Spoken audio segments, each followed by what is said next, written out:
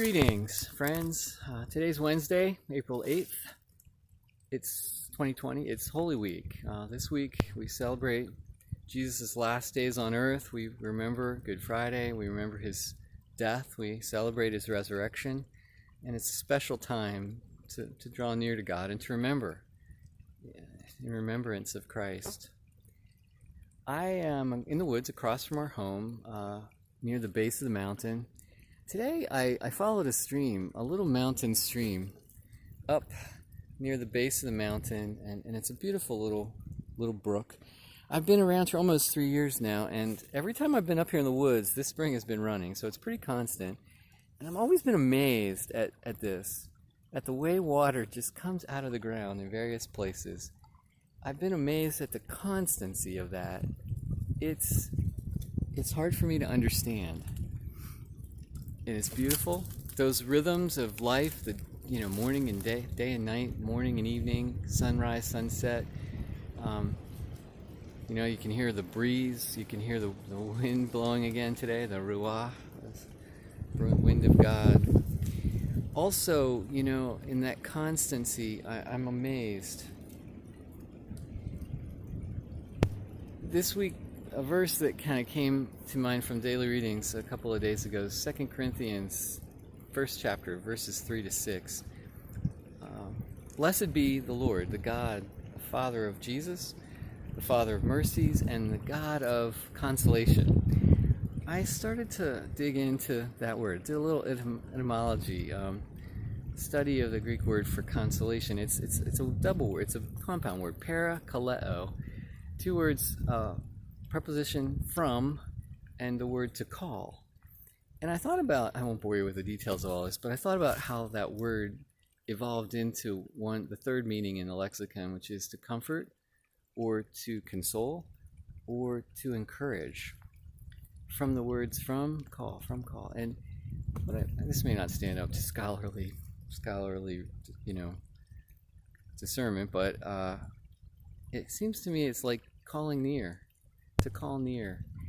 And I began to think about that, how we comfort each other by calling near. In times of loss, in funerals and in memorial services or visitations, we open our arms and embrace one another as a way of comforting. We invite people near.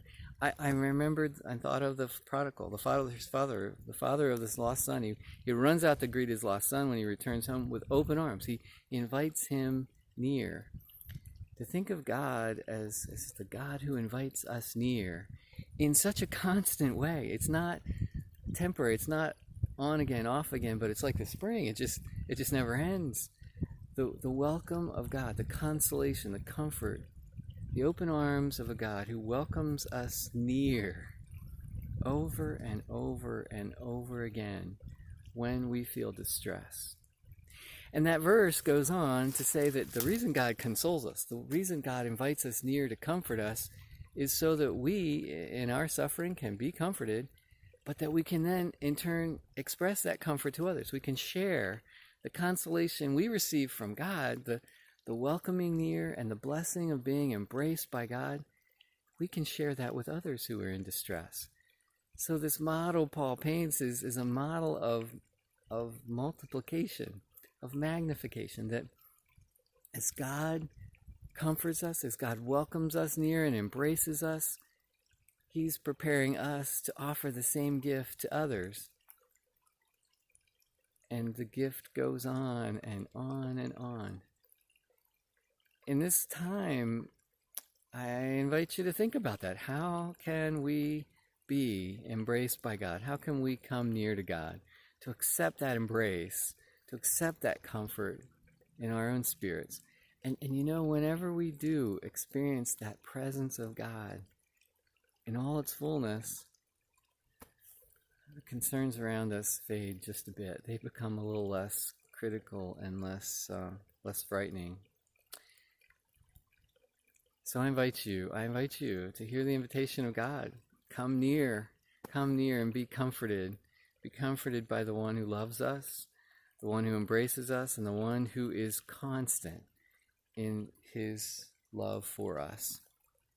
May God bless you and be constant in your life. now and forever. Shalom.